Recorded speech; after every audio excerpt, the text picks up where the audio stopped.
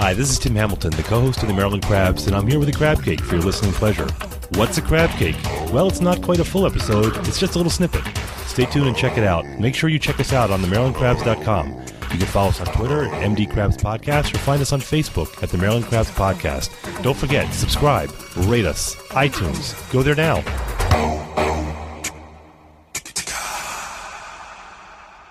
Mr. Dyszel, you there? I am still here. Great. Well, thank you for calling in. I really appreciate that. I'm a little starstruck, to be honest with you. Well, I try to be very prompt, but today was a day of things running a little bit late, and dinner ran late, and suddenly I was over there trying to get the NASA app on my Roku so I could watch the black hole? SpaceX Heavy go off at 8 o'clock, and I'm going, oh, my God, I missed it. You know what? You're not even the first person to do that today. It doesn't even bother me anymore. Like I said, I'm a child of the 80s, 70s and 80s, so I'm a little bit starstruck because I grew up with you. Well, I'm glad you grew up.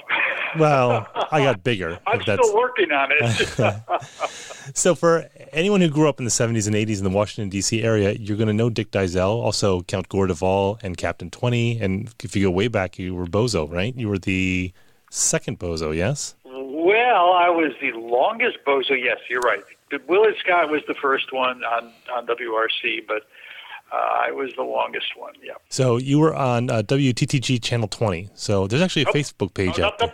Wait, let's back up. WDCA. WTTG was the nemesis. Oh, that's right. WDCA, I forgot about that. Yeah, TTG. What was TTG? That was Channel 5, right? That's correct. They were the enemy. That was before they became Fox, and they were just another independent. And they were Metro Media, which was kind of a early network, kind of a small early network. Yeah, they were.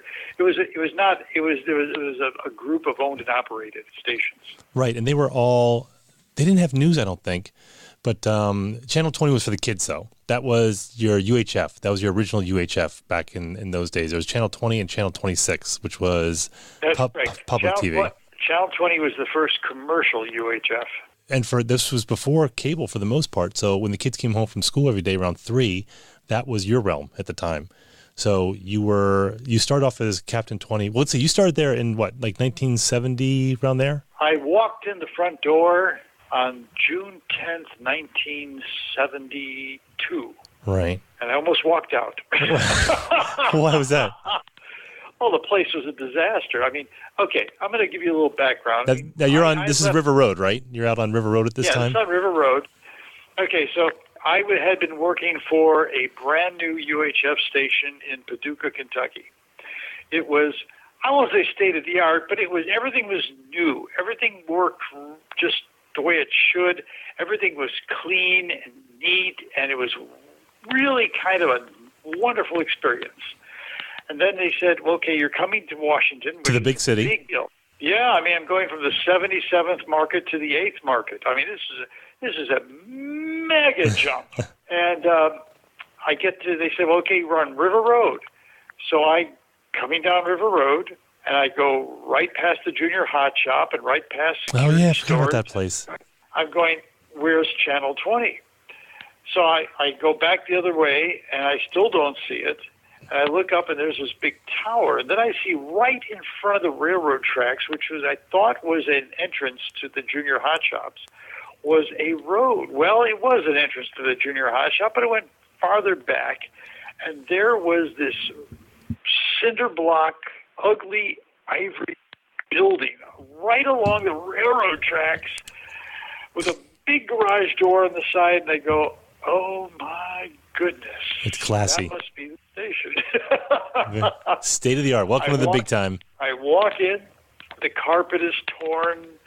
The receptionist is running a switchboard that was right out of the 40s. I mean, she was plugging cords into this thing. I mean, this should have been in the Smithsonian. And she says, welcome to Channel 20. And I'm going, oh, what have I got myself into? What were you hired as? What, a production technician or? No. I was brought in as Bozo. I had a very, very successful show in Paducah. It was wonderfully successful. I had been trained by the folks at Bozo headquarters in Dallas, and It was a wonderfully successful show, and I just got burned out because I was working 100-hour weeks. And because in addition to doing Bozo, I was doing The Count, I was doing news, I was anchoring news, I was doing radio news, I was on assignment on news. You know, it was crazy. I mean, then I was doing personal appearances on weekends. So it was like, so I got burned out real fast. So in early 72, I quit.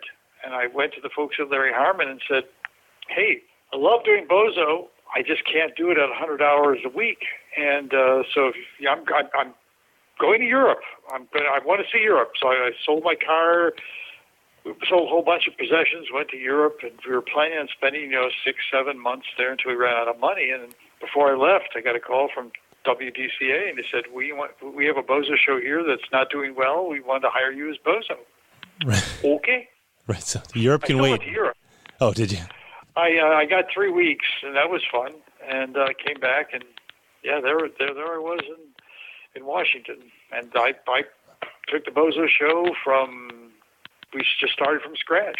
The show had been canceled, so I started over again. And we finally went on the air probably in July.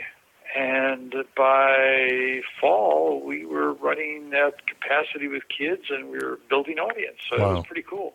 I think people, if you're under the age of 40, I don't think you remember what local TV was. I mean, because right now it's all this sleek package that comes with Nickelodeon and cartoons whenever you want them, and they forget they'd never experienced the local TV production where this stuff was being produced in your town. That's true. As a matter of fact, I to this day when I commiserate with people who I worked with, who are wonderful people, but it was a wonderful situation because Channel 20 had a lot of young people working there. I was just a couple of years out of college, and we had energy and enthusiasm, and management just really couldn't keep it down because we just wanted to be creative. So it was a wonderful experience. But Channel 20 really not until the late 70s, early 80s did we really get into being a really first-rate production house. Mm. So for most of the 70s, we had a big studio, and it was used for commercial production most of the time, but it wasn't state-of-the-art. When Taft took over in the 80s, in 1980, they dumped a bunch of money, millions of dollars, into rebuilding the thing and putting new equipment in. It was an awesome place. Well, but that was part of the charm, was that kind of the homespun production values of that. I mean, I remember, I looked it up today because I'd forgotten all about this, was the stunts flying PSA that you did. And oh, yeah. I haven't seen that for 40 years, I'll bet you. I knew every syllable of that. And it was basically you demonstrating, it was like a PSA about, not trying the special effects or the stunts that you see on TV. And it was you flying on a blue screen. Hi, kids, I'm Captain 20, flying without an airplane, right? Wrong. No one can fly without an airplane. Yet you see people and cartoon characters doing this and other crazy stunts all the time on TV. Well, this is called fantasy or make-believe. Those super stunts aren't real and can't be done without the help of TV special effects, like the one I was using. So before you try to do some super stunt you've seen on TV, ask your parents if they can do it. If they can't, nobody can, including you. Please play it safe. Leave the TV stunts to the TV people.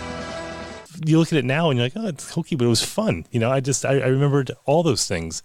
I think I came on when you were Captain 20, which was pretty much Spock at the time. I think it was an homage, and then that I just remember that kind of evolved, where you kind of the ears got smaller, and the uniform got a little less hokey, and then all of a sudden it was Captain 20, and then you had those after school shows. Yeah, I would say I was very much attuned to what was going on in kids' television at the time, and I was well aware that there were parent organizations all across the country, and particularly in Washington, who were concerned about the quality of children's television. And while I was in charge, I basically produced Bozo, and we kept introducing more and more informational and almost educational elements into it. It still was a kids' game show, and which made it so successful. It was exciting. Kids could come on, and that was the one thing that I think people overlook about local television. That was the ability for someone locally to actually get on television. They didn't have to go to New York. They didn't have to go to L.A. They could just go down to their local station on a local show and be on television. And I still think, to this day, I still think it is a missed opportunity. When we did Bozo was on at 2:30. The kids were still in school when Bozo was on. Yet our ratings at 2:30 were higher than the cartoon shows that immediately followed it. And the only explanation for that is that the kids that were on the show, we recorded the show on Saturday, and the kids that were on the show, not only maybe they stayed home from school, but parents, aunts, uncles, cousins, grandparents, everyone was tuning in to see their relative on the show.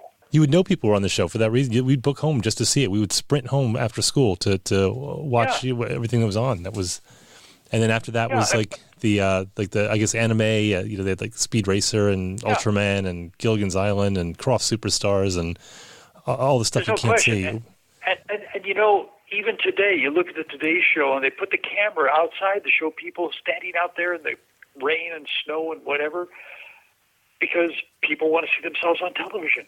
I still think it's a missed opportunity that they don't do at least a local program that has. I know. Look, it's a pain to get to schedule people, move them on, blah blah blah blah. But it's something that people remember, and they are loyal to the station that does it for them. Yeah, well, it's that local flavor that you have. I remember that you guys got into something in the early '80s. Maybe it was the 3D movies had come back. And there was some 3D, like it was the old horror movies, like The Creature from the Black Lagoon and a couple other of the 3D movies, and you would get the glasses from like local 7-Elevens or something like that. Yep. And Creature was the first one. Yep. And I remember it vividly. And there was one with a gorilla, I remember, but everyone was a part of it. You knew everyone at school was going to be doing that, all the kids from the neighborhood, but everyone was involved in that. They don't have that anymore. And radio is the same way. They don't have, they have a few shows, but all the local flavor is really going out of a lot of this, and people forget how fun it was. I remember you had the Channel 20 Club, which you got the card. You had a self-addressed stamped envelope, and you got a card. And I think you had like 250,000 people part of that. And there's a great Facebook page out there called Captain 20 was my after-school friend. And there's like hundreds of people, thousands of people who are part of that. And they all do what I'm doing right now, which is just kind of babble on about when they grew up and they raced home and turned on Channel 20. Well, it does make me feel good because, frankly, when we were doing it and when you're doing it without a studio, particularly Captain 20, didn't have a studio audience until actually mid-'80s. It was you and 3 cameras. And you didn't even see the camera people. You just saw the 3 lenses. And, you kept wondering, am I doing something? Am I doing something good? Am I reaching people? Are people enjoying this? And am I doing any harm? Because, again, I was well aware. Matter of fact, to be very frank about it, I was the one that canceled Bozo. I went to the general manager and I said, look, Milt, I said, Bozo's good. But, you're paying Larry Harmon rights. You're giving him money that just gives you the right to use Bozo. And I said, we could do the same thing with Captain 20, and people know Captain 20. Right. I said, and we could make it more educational. We could counterbalance Ultraman and Speed Racer, Marine Boy, and Marine Boy. As far as these parents groups go, we can kind of balance this out. And he looked at me and he says, that's a good idea. We'll cancel Bozo. I said, of course, you're going to give me that dollar figure as a budget. He goes, oh, no, you do good without a budget. You don't need a budget. Well, you got into a lot of those educational shows like WOW and Kids Break. Chef Combo comes to mind. A lot of puppets. But, there was you dove into Chef Combination, the greatest chef in the entire nation. Oh, my God, that's awesome. I just got goosebumps, I swear to God. There's a guy on YouTube right now who bought that puppet, and he's got like a Chef Combo YouTube channel with Chef Combo, and it's not fun. I love that. Well, Chef Combo is owned by the Dairy Council. They own Chef Combo. Oh, is it really? And, and I was the voice. I was the first person to put a voice to Chef. Basically, Chef Combo was a puppet that came with a kit that went into the classrooms.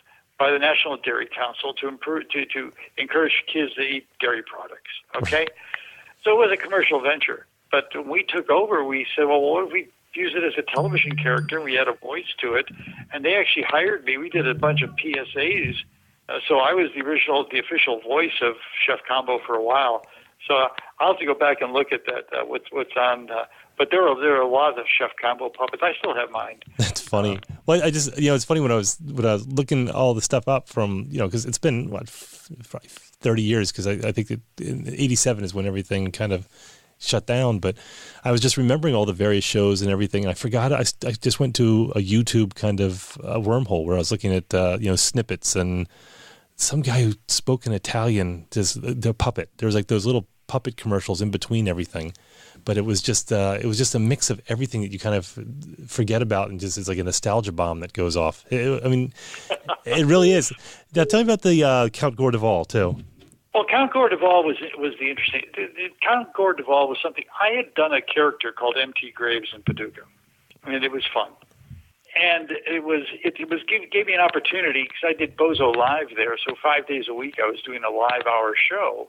And then it gave me a chance on Saturday nights, as I would say, to talk dirty to adults. Okay, well, we didn't talk dirty, but I was aiming at an adult audience, which is what I wanted to do, just to kind of balance it out.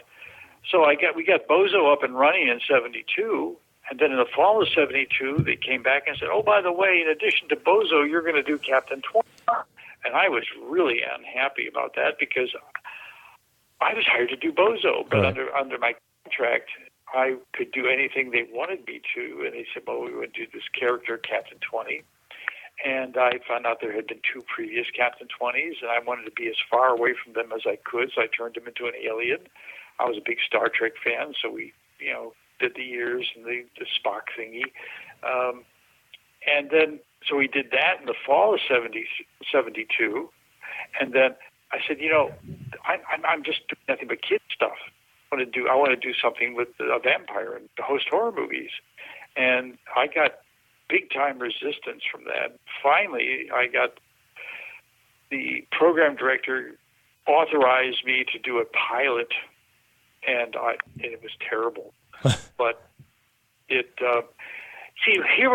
what happened. Channel 9 had been running Sir Graves Ghastly, who was out of Detroit. He was trying to expand beyond Detroit. So syndicated? Actually, I don't know if it was syndicated or he was actually shooting it down here or a combination of the both.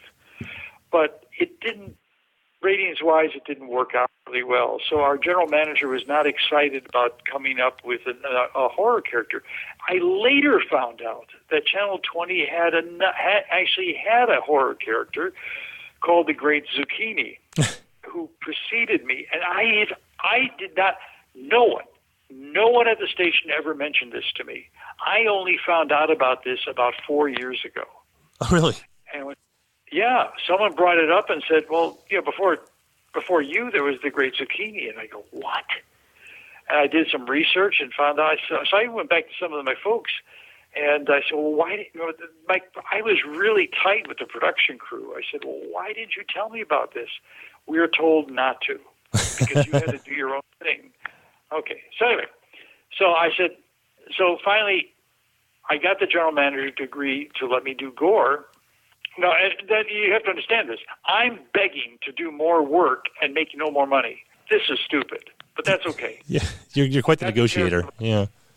Yeah, I'm wonderful. Yeah, but I did get them to right off the bat acknowledge in writing that this character is mine. It's trademarked, and anything I do is my product.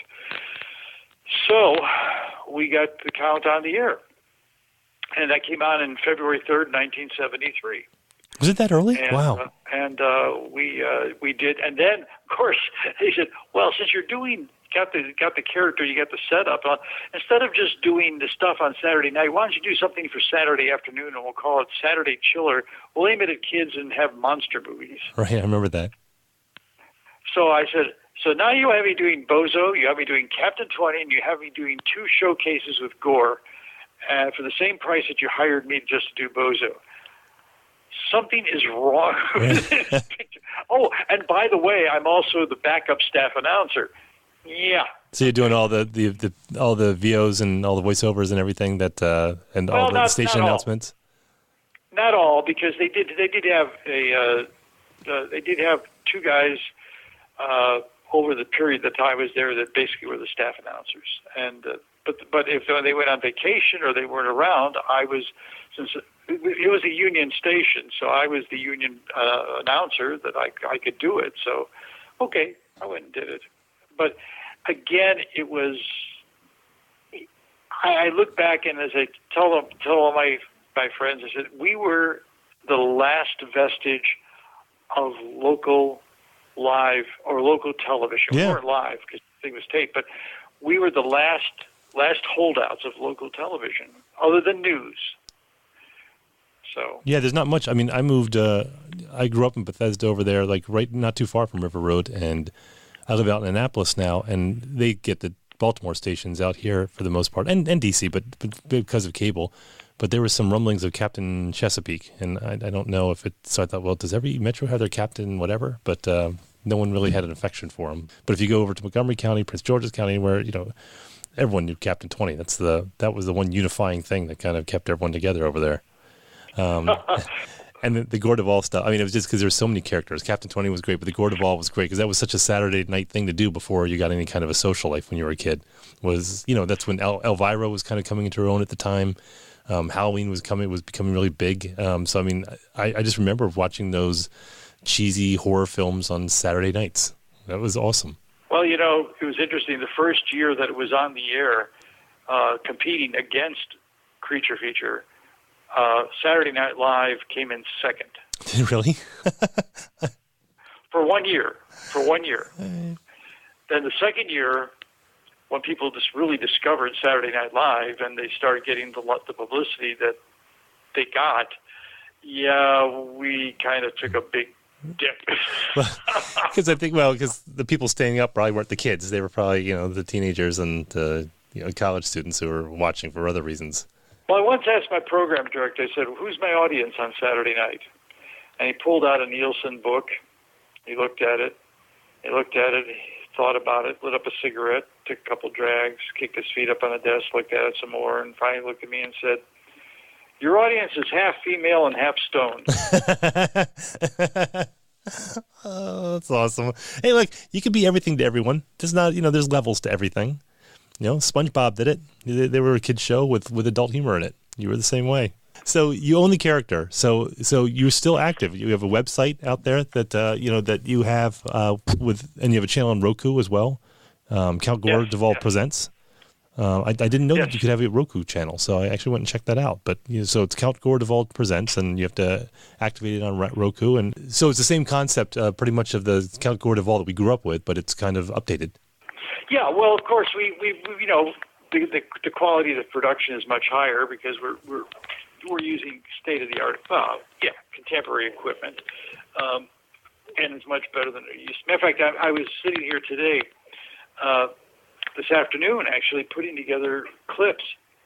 We do these movies at the AFI Silver Theater 3 times a year, and we're coming up on one on the 27th. Yeah, 7:30 at the AFI Silver Theater in Silver Spring.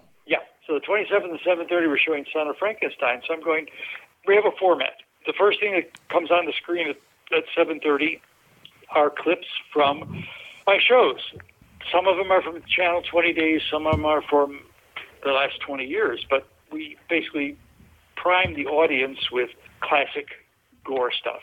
Okay. So that being said, I was sitting here watching and assembling the video. And I was looking back at the shows for... Actually, it was very early. It was probably within the first 6 months we were on the air. We did Son of Frankenstein. And so I'm putting together all this stuff, and I was going, this is not bad for its era, but I had to color correct it. Right. You get the lens flare as the camera hits the lights. Yeah. Yeah, and then I ran it through an up-res program to increase the resolution at least so it looks better. And so I'm very technically oriented. I've always been a production person. As a matter of fact, I got all the pieces together and I put them in order and I shut it down. I said, tomorrow I'll go tweak it all and make sure it looks as good as I want, and then we'll send it over to the AFI, and they can run it at the beginning. Great, and your co-host for that, which again is on the 27th at 7:30 at the AFI Silver Theater in Silver Spring, is your co-host is Arch Campbell. So, if you know Captain 20 and Gore Duvall, you got to know Arch Campbell because he's an icon in the Washington, D.C. area. The movie reviewer, he's been on every channel. I think he has a show on News Channel 8 now. He was nationally syndicated. He was one of the best movie reviewers out there. I loved Arch Campbell. Yeah, Arch is a fan favorite. He's a personal friend of mine. Matter of fact, Arch was the first person to interview me. I had just been on the air for about a year, and he had been assigned to interview me, which is kind of strange since we were a competing station. Although, since they were a VHF network O&O, we were not competition. We were just kind of the little brother. Something else. Yeah. They didn't pay attention. So he came over and he interviewed me, and we got along really well. And I locked him in the coffin, but at the end of the thing, forgot about him. Came back later. We stayed in touch over the years, and we enjoy each other's company. He's been on my show a couple times. When he had a show on News Channel 8, I did a number of appearances on his show. So, yeah. Now he's still local though. He's still in the D.C. area, right? That is correct. But you're not here anymore. In spirit, I am, but since I've gone to the internet, I've been in a variety of locations. But this is your home. Everyone loves Captain 20 here. Oh yeah, frankly, I've always felt that Washington is really my home. Well, people always think about Washington D.C. as the political capital of the world, and those of us who grew up in the D.C. metro area, we're just a town like anywhere else. All that stuff was kind of irrelevant, but we had local schools and high schools and kids, and we had our own flavor that most people who think about D.C. don't think about. So for the show on Saturday, April 27th, The Son of Frankenstein, how do people get tickets? Just go to the AFI site, afi.com/silver. You can go to the calendar, and there it is on the 27th. Click on it. They can buy tickets. That's great. And so, and you have a Roku channel, of course, which is Count Gore Duvall Presents. So if you have a Roku, go ahead and check that out with some of the stuff from... The simplest way to get to it is just go to search and put in Count Gore. And by the time you get the O in Gore, it'll come up on the thing, and just click OK. And every month, at the beginning of every month, we have 4 feature films, so basically 1 per week, 4 interviews with various celebrities and people of note, and then 2 short films, horror films, that I've always been a big fan of new and upcoming filmmakers. Even when we were on Channel 20, someone would come to me with a 16-millimeter film or a videotape, and if it was decent and we could show it within the parameters of at the time that the FCC would allow, we would show it at the end of the movies. And so this month we got Lady Frankenstein with Joseph Cotton and a whole bunch of Spanish actors. The Great British Day of the Triffids, Barbara Steele in Nightmare Castle, and an interesting one with Jack Palance. It's called Man in the Attic, and it's kind of a spooky takeoff on Jack the Ripper. And then for celebrities, we got Monica Rial, who's the probably the biggest voice in anime acting. She does Bulma on Dragon Ball Z and literally dozens and dozens of other voices in anime and games. You have filmmaker Christopher Mim, who makes low-budget B-movies, but in the spirit of B-movies from the 50s. Bill Diamond, who's a puppeteer. He worked with Jim Henson and has done a lot of monster puppets. And also horror host Stella Desire, who, if I'm not mistaken, is from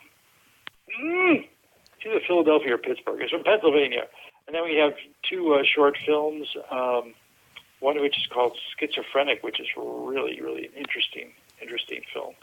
So we have all that up, and then it changes on May 1st. It'll change again. So you get an opportunity to watch selected ones every month. Well, I'm going to do that, and I'm going to gather up all my siblings. I think we're going to come out to see you in Silver Spring on the 27th. So, well, do stop by and introduce yourself and say hello. you know, I won't be there, but the Count will be there, and he'll be happy to see you. You know, it's. I'm seriously I mean, we interview a lot of people who are relatively famous, and you know, and this is the first time I was like starstruck. I was bragging to everyone I know, going, "Yeah, I'm talking to Dick Dyszel," and everyone was excited for me. You're a Generation X icon. Well, thank you very much. I appreciate that. I mean, like I said, it's good to know that we had a positive impact on people, and that's all you can ask for when you're in a broadcast medium. Well done. All right, Mr. Dyszel, hey, thanks for coming on. I really appreciate that, and I look forward to seeing you in a couple weeks. Okay, you're very welcome. All right, great. I'll see you soon. This has been the Maryland Crabs podcast with Tim Hamilton and John Fernay. Sure to follow them at all the regular places, Facebook, Twitter, YouTube, and online at themarylandcrabs.com. Take a moment to rate us on iTunes. Now, get the hell out of my kitchen. Seriously, go! You're still here? It's over. Go home.